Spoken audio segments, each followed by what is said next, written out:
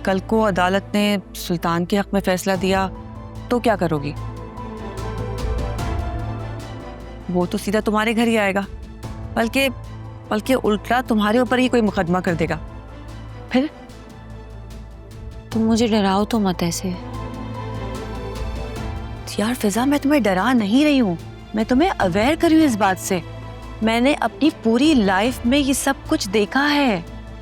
Even जो लड़कियां हिरास होती है ना, वो हिरासत से शादी तक करने को तैयार हो जाती हैं, इतनी मजबूर होती हैं वो।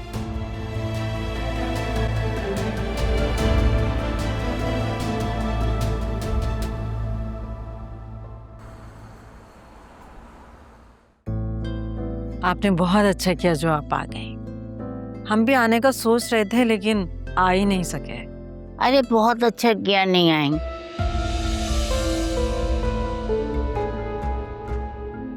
जरा आजकल हमारे घर में परेशानी चल रही है। वो क्या कहते हैं आलिया, ये अफरा तफरी हो रही है हमारे घर में।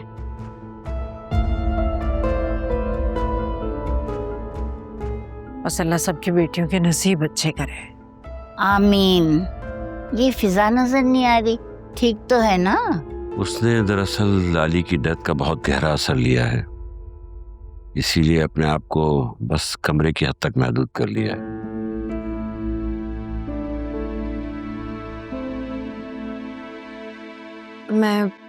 मैं बुलाकर लाती हूँ। नहीं नहीं, रहने दो।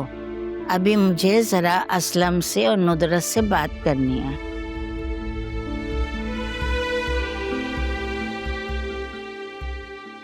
अब दादी, मैं आपके लिए चाय बना कर लाती हूँ। बेटा खाने का भी इंतजाम कर लो, मैं खाना खाए बगैर इनको नहीं जाने दूंगी।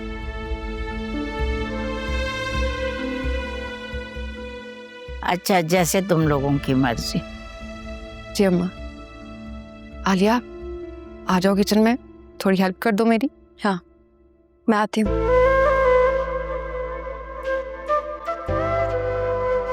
मुझे भी मालूम है कि तुम लोग कितने परेशान हो। बस समझ लो कि वहाँ पे भी ऐसे ही हालात हैं। अकरम चाहता है कि मैं फिजा से उसकी शादी की बात चलाऊं।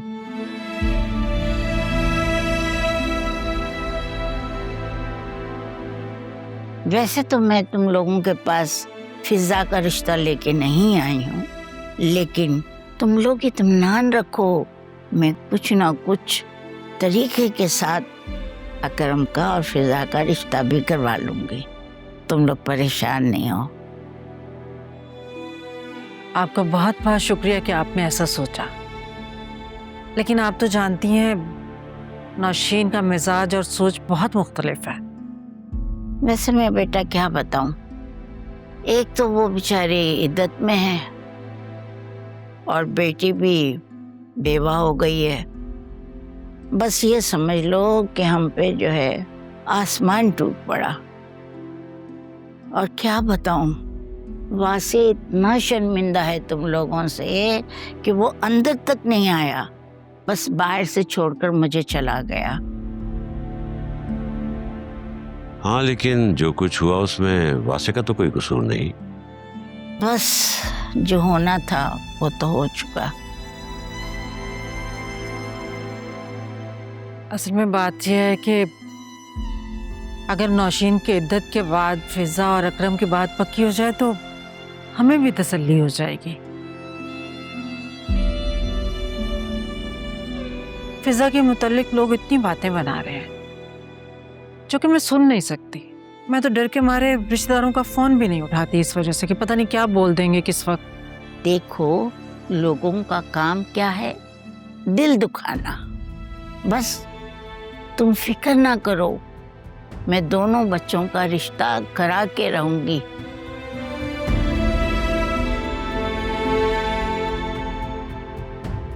ये मेरा तुम लोगों से वादा है। आपका बहुत बहुत शुक्रिया, आपके होने से बहुत तसल्ली है मुझे। अरे तो बस फिर दुआ में लग जाओ और दुआएं करो मेरे लिए कि अल्लाह मुझे सेहत भी दे और लंबी उम्र भी दे, ताकि मैं अपने पड़ पोता पोती की सूरतें देख सकूं, उनके साथ खेल सकूं, एंजॉय कर सकूं। अल्लाह ताला आपको सेहत वाली लंबी जिंदगी दे। आलिया ने मुझे बताया कि जोया ने लॉ कॉलेज में एडमिशन ले लिया। भाई मुझे तो बहुत खुशी हुई। जी हाँ, वो आगे पढ़ना चाहती है।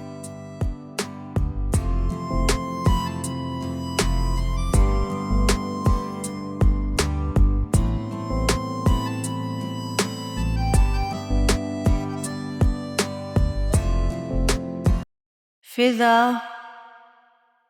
फिजा,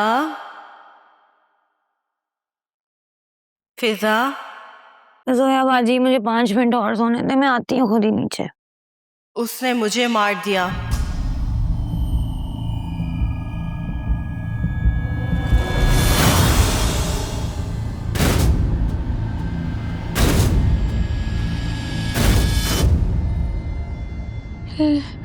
लाली,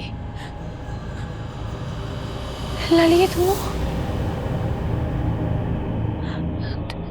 तुम्हें तो सुल्तान ने मार दिया था ना? उसने मुझे मार दिया और मेरे बच्चे को भी मार दिया। इसका हिसाब कौन लेगा? कौन लेगा? कौन लेगा?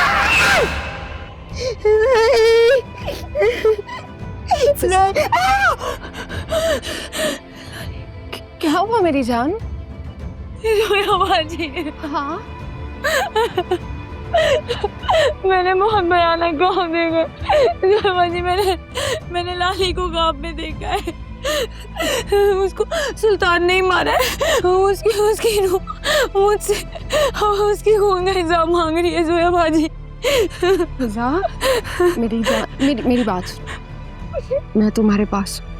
कुछ नहीं हुआ है, बस तुमने लाली के कत्ल को ज्यादा ही सर पर सवार कर लिया है। मेरी जान, उसका वक्त ही ऐसे लिखा हुआ था। हम अपनी साइड से पूरी कोशिश कर रहे हैं। बहुत जल्द सुल्तान के खिलाफ पुख्ता सबूत मिल जाएंगे और वो जरूर कैफे किरदार तक पहुंचेगा।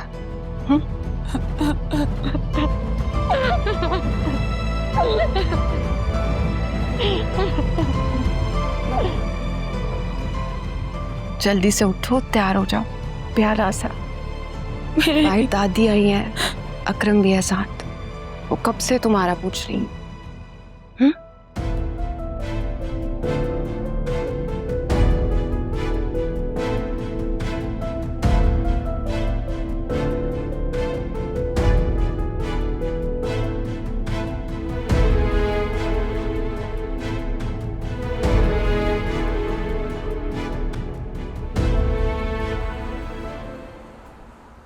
ज़ुबी, कुछ लाया हूं तुम्हारे लिए। खाओ ज़ुबी।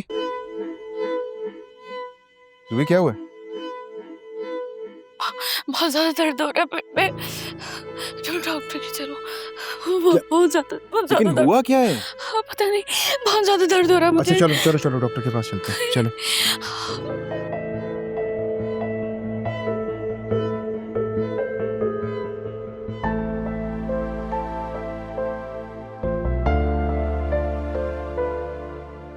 अस्सलाम वालेकुम दादी, कैसी हैं आप? वालेकुम सलाम बेटा, वालेकुम सलाम। है फिजा, ये तुमने अपनी क्या हालत बना ली? कितनी कमजोर हो गई है बेटे? दादी, इसने लाली के डेथ का कुछ ज्यादा ही सदमा ले लिया। डेथ नहीं, कत्ल बोलो। सुल्तान कातिल है, कातिल। उसने कत्ल किया है।